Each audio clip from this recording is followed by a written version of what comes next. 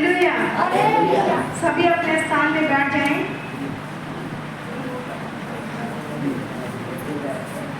शांति के साथ बैठें और प्रेयर के साथ बैठें। हालेलुया। मेरे साथ निकालें व्यवस्था विवरण 8 अध्याय और उसका 17 वचन। 2 पेज नंबर पुराने नियम में 200 शब्द, पेज नंबर 200 शब्द।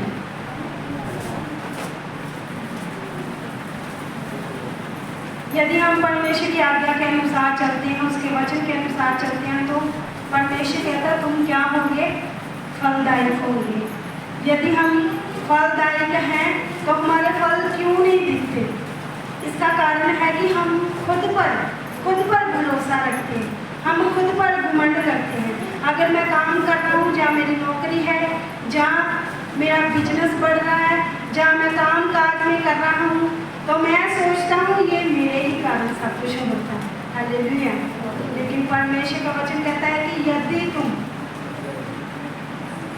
स्थिर हो मुझ में तो तुम फल लेके आओगे। यदि हम स्थिर हैं तो हमारे फल भी हैं लेकिन नजर नहीं आती। हालेलुया। हमारी ब्लेसिंग है लेकिन वो नजर नहीं आती। अगर मैं कहूँ कि वो ब्लेसिंग क्या है, सबसे पहले मेरे जीवन की शांति, मेरे मन की शांति। हालेलुया। सबसे पहले मेरे मन की शांति। दूसरा, मैं परमेश्वर से प्रेम करती हूँ। हालेलुया। और तीसरा, परमेश्वर मेरी हर जरूरतों को पूरा करता है। यदि मैं परमेश्वर में बनी हूँ, उसमें स्थिर हूँ, उसमें चल रही हूँ, तो परमेश्वर कहता है कि तुम क्या हो? ब्लेस हो। हालेलुया। तो यदि हम कहते हैं कि हम ब्लेस हैं, बहुत ब्लेस हैं, बहुत ब्लेस हैं, तो वो वचन में तो लिखा है कि यदि हम इन सब शब्दों को बोलते हैं तो हम ब्लेस होते हैं। यदि हम बोएंगे नहीं तो हम नहीं कह सकते कि मैं ब्लेस हूँ। हालेलुया। देखो वचन कहता है सुबह भी बो, शाम को भी बो। और बोने के द्वारा यदि तू ये मत सोच कि कोई बीज उगेगा या नहीं उगेगा, लेकिन परमेश्वर वचन कहता है, परमेश्वर का वचन कहता है कि वो वचन हो सकता है जो तूने बोया है, जो तूने लगाया है, वो दोनों ही उग जाए, शाम वाला भी और सुबह वाला भी। हालेलुया। इसमें सिर्फ अपने फाइनेंस को बोना नहीं आता, इसमें हमारी प्रेयर भी हो सकती है, इसमें हमारा उपवास रखना भी हो सकता है, इसमें हमारा बाइबल पढ़ना भी हो सकता है, इसमें हमारा पवित्रताई में रहना भी हो सकता है। हालेलुया। जो इंसान कहता है कि मैं जो कुछ हूँ वो अपने आप से ही हूँ। हालेलुया। तो हम पढ़ेंगे 226, पेज नंबर 226 पुराने नियम में, कि हम अपने आप में घमंड करते हैं, जहाँ अपने आप पे भरोसा रखते हैं, तो हमें क्या करना है?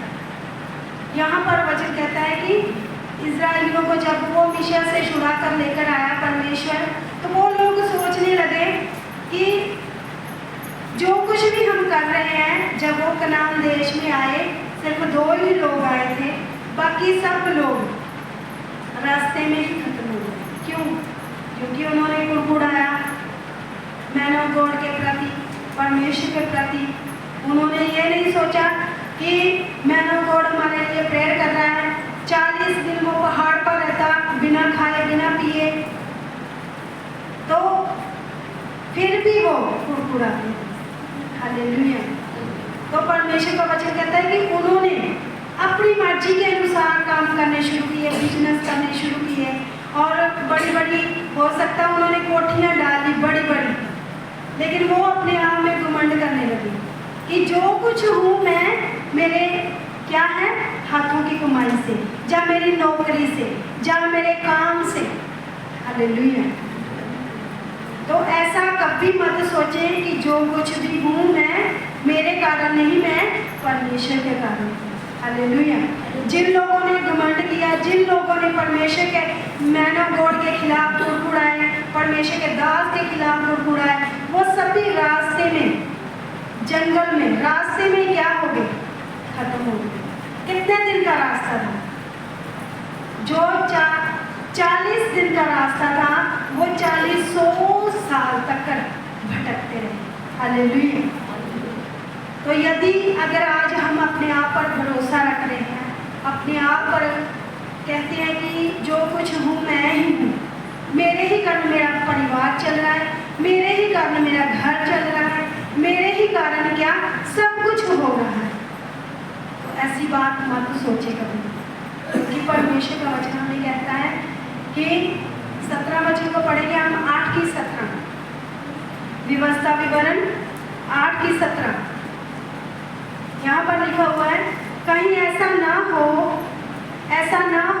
कि तू सोचने लगे कि यह संपत्ति मेरे ही सामर्थ्य और मेरे ही भुजबल से मुझे प्राप्त हुई है। हालेलुया।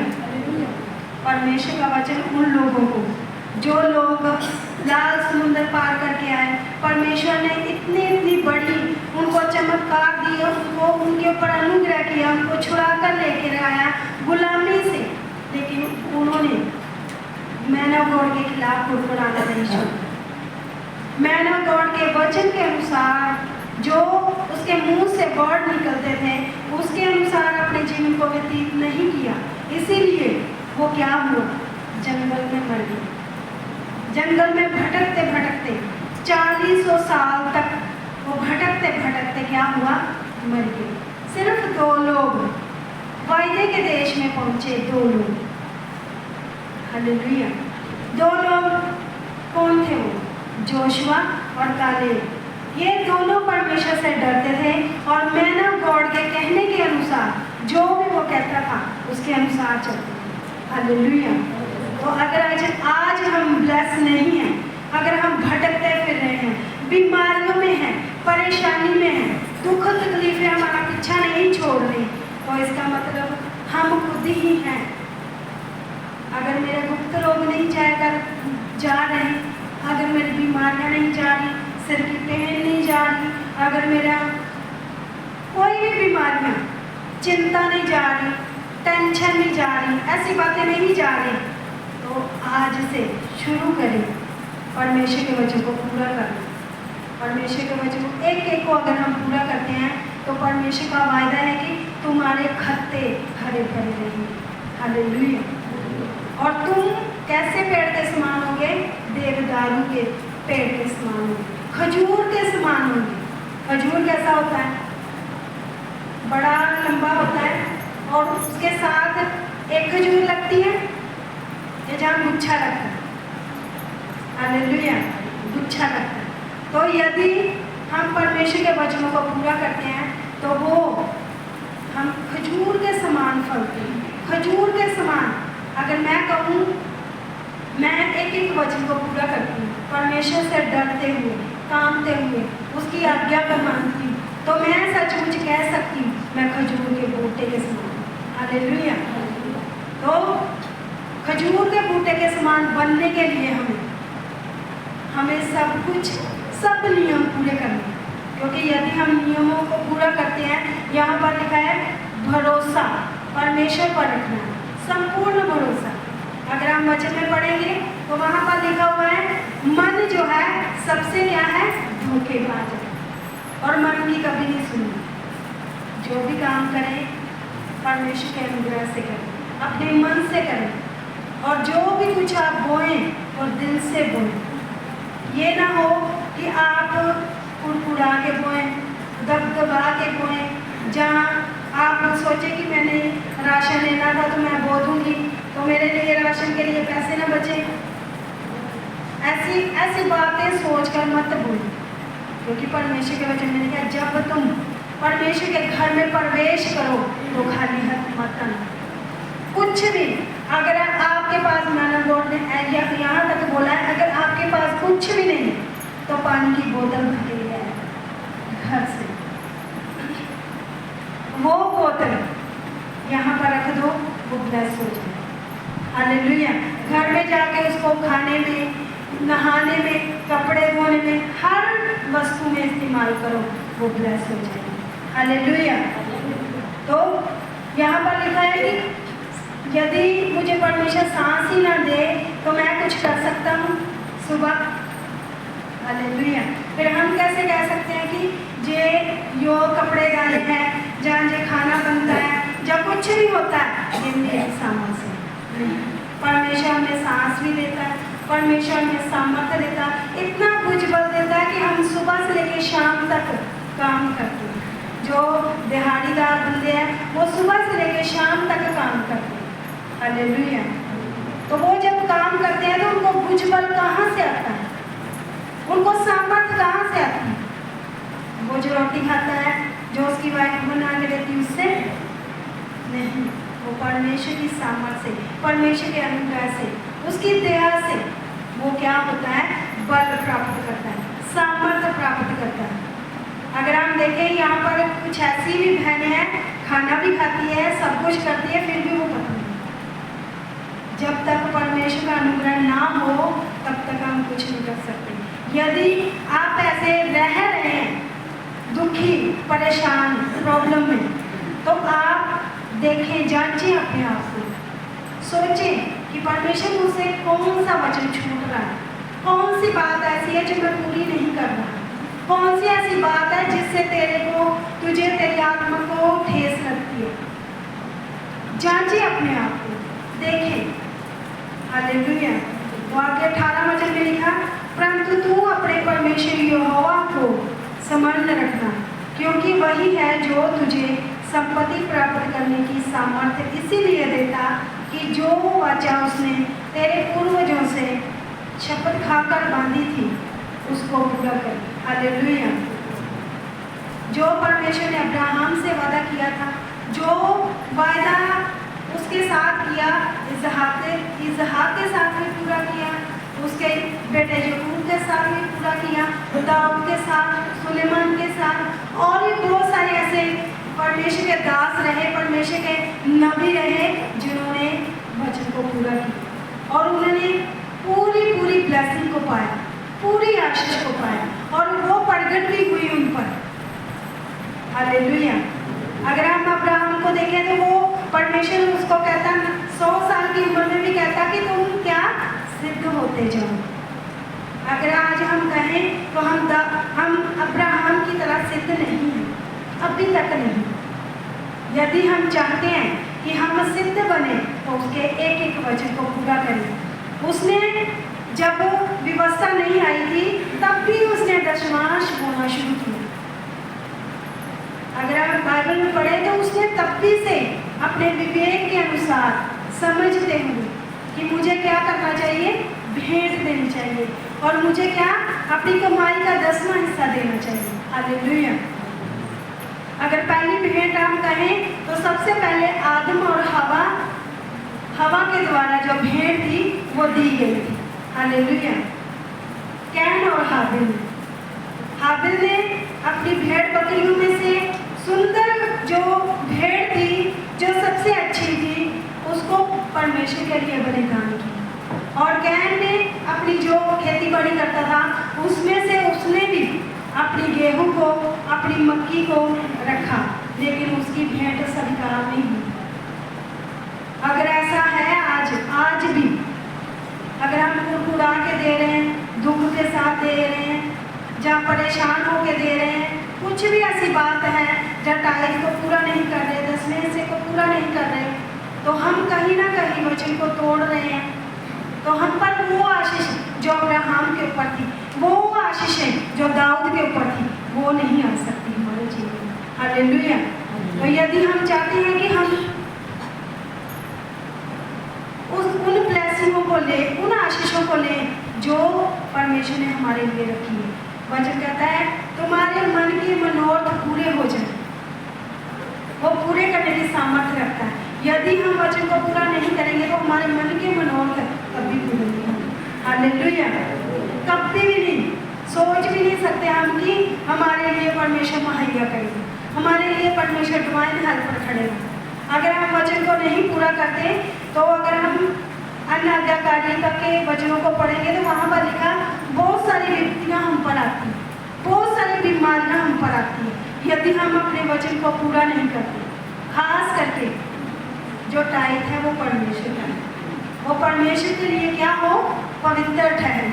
तो यदि हम टाइट बोने वाले हैं तो हम कभी भी तंगी में नहीं रह सकते, कभी भी परेशानी में नहीं रह सकते, कभी भी मुश्किल में नहीं रह सकते, बीमारी में नहीं, अचानक में हमें हॉस्पिटल में नहीं जाना पड़ेगा यदि हम टाइट बोलते हैं। तो यहाँ पर लिखा कि जो कुछ तू करता है तू ये याद रख, ये स्मरण रख कि जो कुछ संपत्ति, जो कुछ सामर्थ्य, जो कुछ तेरा घर बार, बीवी बच्चे, सब कुछ किसकी दया से, किसके अनुग्रह से, परमेश्वर के अनुग्रह से मिलते हैं। हालेलुया। तो परमेश्वर के यदि अनुग्रह से मिलते हैं तो उनको अच्छे रखना, उनकी देख रेख करना क्या हमारा फर्ज है। हालेलुया।